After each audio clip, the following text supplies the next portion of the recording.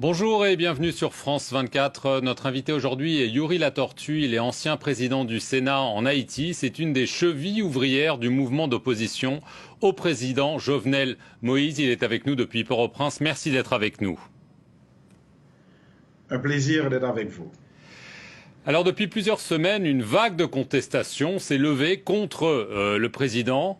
Lui affirme que son mandat à la tête du pays court jusqu'au 7 février 2022, mais selon l'opposition, son mandat de 5 ans a pris fin le 7 février 2021. Alors c'est un désaccord né du fait que Jovenel Moïse avait été élu lors d'un scrutin qui a été annulé pour fraude, puis finalement réélu un an plus tard. Alors l'opposition a installé un président de transition, un juge de la Cour de cassation, Joseph Mécène Jean-Louis, et il a déclaré ce week-end, il a lancé un appel à ceux et celles qui jurent loyauté à cette nation à se mettre debout. Alors une question très simple, qu'est-ce que ça veut dire se mettre debout contre Jovenel Moïse? Est-ce que vous appelez à son départ immédiat? Oui, se mettre debout, c'est dire premièrement que le mandat de Jovenel Moïse est arrivé à terme depuis le 7 février 2021 et que le président Jovenel Moïse, le président de facto, il veut rester au pouvoir. Et l'opposition s'est dit qu'il nous faut ce gouvernement de transition avec le président Mécène pour pouvoir faire repartir Haïti. Premièrement, eh bien, continuer avec les procès de Petro-Caribé. Petro-Caribé, c'est ce fonds vénézuélien d'achat à crédit du pétrole qu'on a découvert dans les rapports du Sénat qui ont été gaspillés. Continuer avec les procès des crimes de sang perpétrés dans les différents quartiers populaires. Organiser cette conférence nationale pour que les Haïtiens puissent dialoguer et poser les vrais problèmes du pays et réaliser des élections honnêtes, crédibles et démocratiques. Donc, se mettre debout, c'est pour réaliser cette transition et permettre à Haïti de repartir de pied ferme. Mais est-ce que ça veut dire que c'est pas seulement un mouvement pacifique? Est-ce que se mettre debout, ça peut vouloir aussi dire, se mettre debout et prendre les armes? Non, se mettre debout, c'est un mouvement complètement pacifique. D'ailleurs, ce n'est pas simplement l'opposition, ce sont tous les secteurs de la vie sociétale. Il y a le secteur religieux, avec l'Église catholique qui a pris position pour le départ du président le 7 février 2021. La fédération protestante est très puissante en Haïti, qui également justement a souligné le départ du président pour le 7 février 2021, le secteur syndical, le secteur des droits de l'homme, le secteur de la société civile. En tout, il faut dire que des milliers, des dizaines de milliers de personnes marchent dans les rues pour réclamer ce départ et mettre sur pied cette nouvelle transition. Le problème, en dehors de l'argument constitutionnel, il n'y a pas de cour constitutionnelle qui puisse trancher quand le mandat s'est terminé, mais il y a quand même les Nations Unies, l'Organisation des États américains, le gouvernement américain qui, eux, valident le calendrier électoral défendu par Jovenel Moïse. Ils affirment que son mandat se termine en 2022. Donc, ils ne sont pas d'accord avec vous. Quelle est votre réaction ? Écoutez, ça m'étonne pour l'ambassade américaine qui a pris position pour le 7 février 2022, alors que les trois plus grandes universités américaines, je parle d'Harvard, de Yale University et New York University, eux-mêmes, elles ont pris position pour dire que le mandat de Jovenel Moïse a pris fin, selon la lecture de l'article 134.2 de la Constitution haïtienne, le 7 février 2022. Et en Haïti, on n'a pas de cour constitutionnelle, mais le Conseil supérieur du pouvoir judiciaire, qui est la plus haute instance du pouvoir judiciaire, a tranché et a dit que le mandat de Jovenel Moïse a pris fin le 7 février 2021, selon la lecture de l'article 134.2 de la Constitution. Mais les États-Unis, l'ONU, l'Organisation des États américains, c'est quand même un sacré camouflet pour vous. Est-ce que ça vous scandalise? Est-ce que vous comprenez pourquoi ils le font? Écoutez, l'attitude de cette communauté internationale a été toujours dictée par l'ancien président Donald Trump.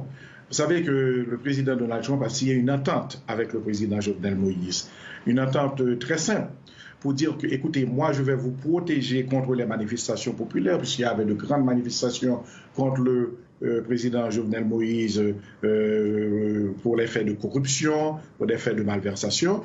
Et le président Donald Trump a dit, vous allez voter partout pour les États-Unis, et moi, je vais vous protéger contre le peuple. Et c'est ce qui a été fait. Mais le président Trump est parti. Est-ce que vous n'êtes pas déçu que l'administration Biden suive à ce moment-là ses traces? Écoutez, la nouvelle administration vient de s'installer. Il y a eu les démocrates au Congrès, les députés.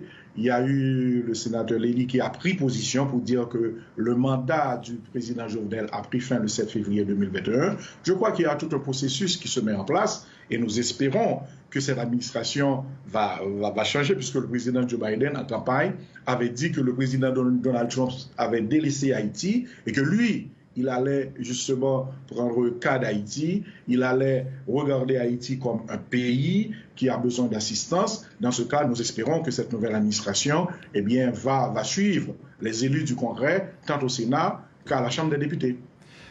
Le pouvoir affirme que plusieurs juges, on a parlé du juge qui a été désigné président de la transition, il y en a un autre, le juge Yvikel Dabrecil, qui a été accusé, sur cette antenne même d'ailleurs par le ministre des Affaires étrangères, d'être l'instigateur non seulement d'une tentative de coup d'État, mais d'une tentative d'assassinat du président Jovenel Moïse.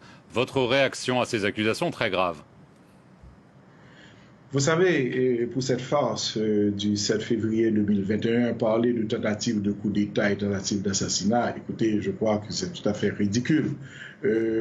Premièrement, le mandat du président a pris fin le 7 février 2021. Donc, le président ne devait être plus au pouvoir le 7 février. Le 7 février, c'était la date de passation du pouvoir. Maintenant, lorsqu'on parle des juges, on accuse un juge de tentative d'assassinat ou de coup d'État. Vous savez, en Haïti, il y a le CSPJ, qui est le Conseil supérieur du pouvoir judiciaire, qui règle tous les cas des disciplines commis par les juges. S'il y a quelque chose, on doit renvoyer ce juge par devant le Conseil supérieur du pouvoir judiciaire. Il ne revient pas au président de mettre les juges à la retraite, de révoquer les juges, de procéder à leur arrestation. Ce sont des accusations mensongères? Ce sont des accusations mensongères et ces accusations, même s'il y en avait, devaient être transférées au ministre de la Justice et le ministre de la Justice devait envoyer ces cas devant le CSPJ.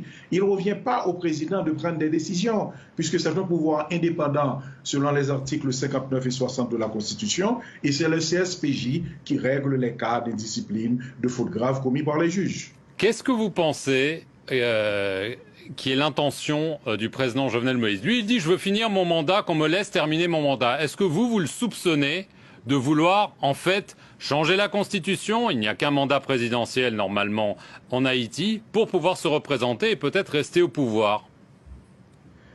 Le président Jovenel Moïse, alors ce président de facto, puisque normalement son mandat a pris fin le 7 février 2021, l'ex-président veut trois choses. Premièrement, il veut rester au pouvoir du 7 février 2021 au 7 février 2022. Deuxième chose, il veut changer illégalement la Constitution sans l'avis du peuple, sans les règles à suivre, pour se protéger des crimes financiers et des crimes de sang, en essayant d'avoir une amnistie générale pour lui et son équipe. Et troisièmement, le président veut réaliser des élections frauduleuses avec un conseil électoral qui est manipulé, afin de mettre son équipe au pouvoir et puis après de se représenter pour se maintenir au pouvoir. Donc voilà ce que veut le président Jovenel Moïse malgré la fin de ce mandat. Donc comment est-ce que vous le qualifieriez? Vous avez parlé de crime. Est-ce que pour vous c'est un criminel, un dictateur, les deux, autre chose? Il y a plusieurs crimes commis par le président Jovenel Moïse. Premièrement, il y a eu les crimes financiers. Dans le rapport sénatorial sur Petro-Caribé, où il y a eu des cas de malversation, confirmé par le tribunal le plus élevé du pays, qui est la Cour supérieure des comptes, eh bien la compagnie du président Jovenel Moïse, Agritans, a été indexée. Et la Cour supérieure des comptes a recommandé maintenant d'envoyer ces dossiers à la justice. Ce qui n'a pas été fait puisque ce procès a été bloqué par le gouvernement. La deuxième chose pour les crimes de sang, Vous savez que le gouvernement, l'ex-président Jovenel Moïse, il a armé les gens dans les quartiers populaires. Et maintenant, on a toute une série de gangs dans ces quartiers. Et ces gangs ont commis des massacres. Par exemple, les massacres de la Saline, où plus d'une centaine de personnes ont été assassinées, les massacres de Bel Air. Donc je crois qu'aujourd'hui, l'opposition demande les procès pour ces crimes financiers et les crimes de sang. Et est-ce que vous pensez que c'est un dictateur qui se présente comme un démocrate, mais qu'il fera tout pour s'accrocher au pouvoir, y compris recourir à la force? Vous savez, le dictateur, c'est celui qui a un pouvoir personnel et qui élimine toutes les institutions démocratiques. La démocratie se repose sur les institutions. Le président a renvoyé tout le Sénat, malgré, justement, il y avait des sénateurs qui avaient encore un mandat. Le président a pris un décret pour éliminer les pouvoirs de la Cour des comptes afin d'empêcher tout contrôle. Le président a mis à la retraite des juges, alors que la Constitution dit que les juges sont inamovibles. Le président a pris des arrêtés pour qu'il n'y ait pas de passation de marché, alors que depuis 2006, tous les marchés de l'État devraient suivre la procédure de passation de marché. Donc, en tout, en Haïti, il n'y a que la présidence, il n'y a que le président Jovenel Moïse, il n'y a plus de contrôle, il n'y a plus de parlement, il n'y a plus de système judiciaire. D'ailleurs, depuis hier, tout le système judiciaire est en grève jusqu'à ce que les lois et la constitution du pays soient respectées. Donc, c'est le président qui gouverne seul avec des décrets, plus d'une cinquantaine de décrets pris en veux-tu, en voilà, sur toutes les questions d'intérêt général et sur toutes les questions du pays. C'est un dictateur. Yuri Latortue, je vous remercie beaucoup d'avoir été sur l'antenne de France 24 depuis Port-au-Prince et merci à vous d'avoir regardé cet entretien. À moi.